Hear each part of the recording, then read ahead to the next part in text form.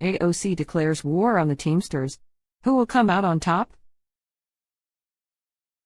The Teamsters made history earlier this year when their president, Sean O'Brien, addressed the RNC for the first time in the union's 121-year history. According to O'Brien, he reached out to both the RNC and the DNC about addressing their audiences. But the DNC refused to let him have a speaking slot. President Trump, on the other hand, welcomed the Teamsters with open arms. I'm Sean O'Brien, General President of the International Brotherhood of Teamsters.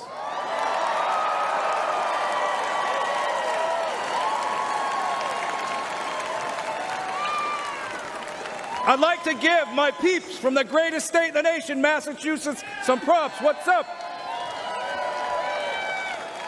First, I want to thank the hardworking Teamsters and union members here in Milwaukee who play vital roles in the building and operations of this convention.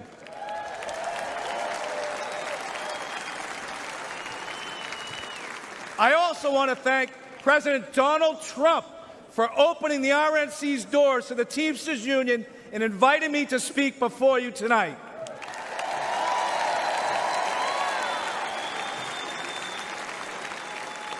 I travel all across this country and meet with my members every week.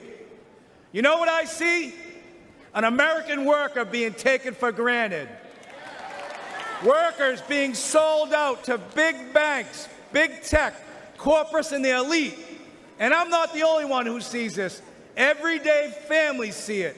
The American people aren't stupid. They know the system is broken. We all know how Washington is run. Working people have no chance of winning this fight. That's why I'm here today. Because I refuse to keep doing the same things my predecessors did.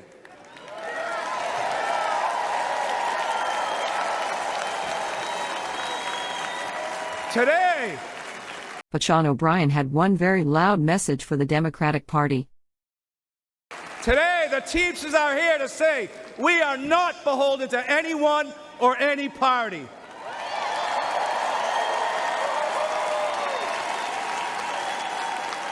We will create an agenda and work with a bipartisan coalition ready to accomplish something real for the American worker.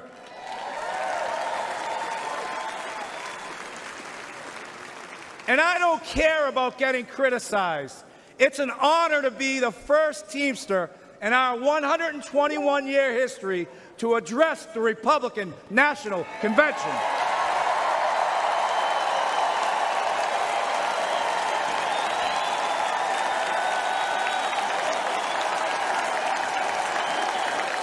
Several months ago, I asked the RNC and the DNC for the opportunity to speak. To be frank, when President Trump invited me to speak at this convention, there was political unrest on the left and on the right. Hard to believe. Anti-union groups demanded the president rescind his invitation. The left called me a traitor.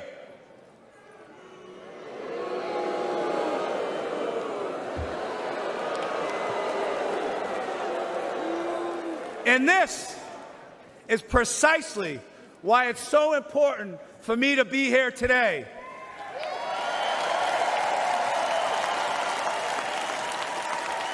Think about this. Think about this. The Teamsters are doing something correct. If the extremes in both parties think I shouldn't be on this stage.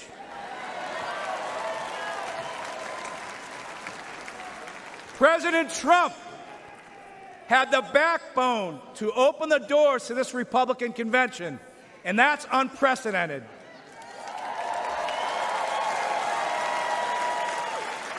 No other nominee in the race would have invited the Teamsters into this arena.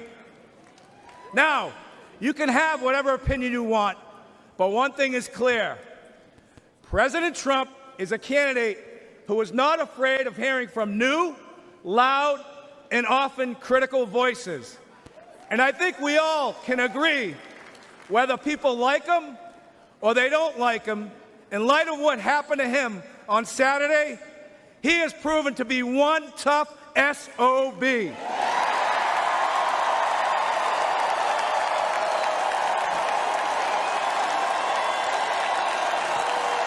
Of course, everyone's favorite Congresswoman, Alexandria Ocasio-Cortez, took issue with what Sean O'Brien had to say. And Chicago, we have to help her win. Because we know that Donald Trump would sell this country for $1 if it meant lining his own pockets and greasing the palms of his Wall Street friends.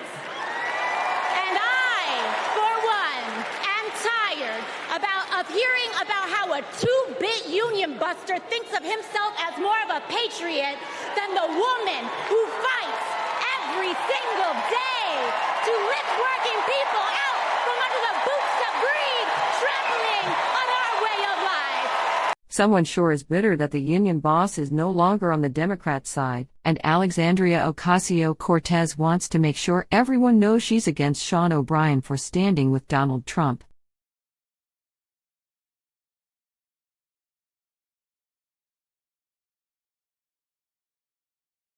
When Sean O'Brien did an interview on CNN, Dana Bash asked him about his thoughts on AOC, and he didn't hold back. Right, I want to ask you about something that New York Congresswoman Alexandria Ocasio-Cortez pointed out, and that is that the Teamsters and other labor organizations rely on Democrats to achieve key policy goals. Listen to this. And at the end of the day, we know that when the Teamsters are in trouble, who do they call? When we need to make sure that Teamsters pensions are bailed out, when we need to make sure that they have a fair shake at the negotiating table with rail, it was Sean O'Brien calling Democrats for help. So just building on that, you mentioned a little bit of this, but I'll just give even more details to our viewers. No Republicans in the Senate supported the bill that bailed out approximately 600,000 pensions for the Teamsters. Kamala Harris cast the tie-breaking vote. No Republicans currently support the PRO Act. If Democrats are the ones that consistently not just support your legislative priorities, but pass them into law, why are you refusing to endorse and give her the really key boots on the ground grassroots in a 50-50 race? Well, I just may want to clean up a couple of things that are inconsistent with the Congresswoman stated that the President of the United States, along with the former Secretary of Labor, was calling the Teamsters for help to try and settle it because they were afraid that if a rail strike happened, that it would throw the country into a recession. We were not calling on the administration. We were calling on the administration to stay out of it. And I've quoted this many times that my neighborhood that I grew up in, with you're familiar with in Boston, if two people are having a disagreement, you have nothing to do with it, you keep on walking. So that statement's inconsistent. Now, she has to remember that, you know, there is a clear divide, especially in Teamster members, between the Democrats and the Republicans. And instead of trying to pick a fight with labor leaders who listen to their members and embrace their members' opinions, she should maybe get into her district where it voted far Republican, far right Republican, and maybe find out what the problem is. When I have a problem in a work site and there is criticism, I get right in there and find out what that problem is. What do you mean voted far right Republican? She's in our polling, she's a Democrat. In our polling, oh, you mean among Teamsters? In our polling, New York, her district, voted overwhelmingly Republican to support former President Trump. So she may want to focus on her job instead of mine. Talk about a mic drop. Focus on the people in your district and why they're unhappy with the progressive agenda. I want to ask a little bit more about that polling. If it is accurate, it would mean that almost 60% of your members do prefer former President Trump over Vice President Harris.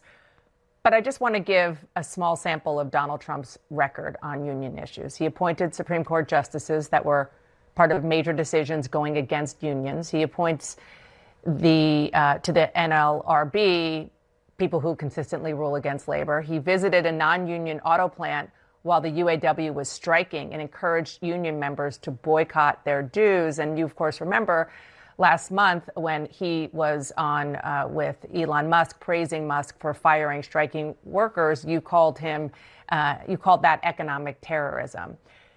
And, you do have, I understand that there is some split, but you do have people like James Curbeam, who is the head of the Teamsters Black Caucus, saying that what you have done is chosen not to stand up to a bully and an anti-union candidate and not endorsing Kamala Harris. Yeah, James Curbeam, he represents a certain group that's not affiliated directly with the Teamsters Union. Look, I criticize President Trump. I'll criticize anybody that attacks labor, crosses picket lines, or whatever else. And this was not an endorsement for the Republican Party. This is a wake-up call that the system is broken. It's far too long that the Democratic Party, and I'm a Democrat, has just got their way. We need to hold them accountable. But this is an opportunity as well for both parties to take a hard look. The Democrats refocus and say something's wrong. We've got to recapture American workers. What do we need to do? And this is an opportunity for Republicans who claim they want to be the working party for American workers to prove that they can do that by supporting the PRO Act and passing the PRO Act and help develop a PRO Act. Our goal in this whole thing is to work bipartisan and get things done for working people. And look, as far as schoolyard bullies go, my record's proven. We've had 227 strikes since my administration. We've won a historic contract, largest collective bargaining agreement because of our members, and we're going to continue to do that. People can call names. That's what's wrong with this whole process. People get so personal instead of trying to fix a problem and find some collaboration to effectuate some change that's needed in this country. Teamsters delivered a blow to Kamala Harris by not endorsing her, but they didn't throw their support behind Donald Trump. Maybe Democrats should consider figuring out why the people who typically support them are turning their back on the party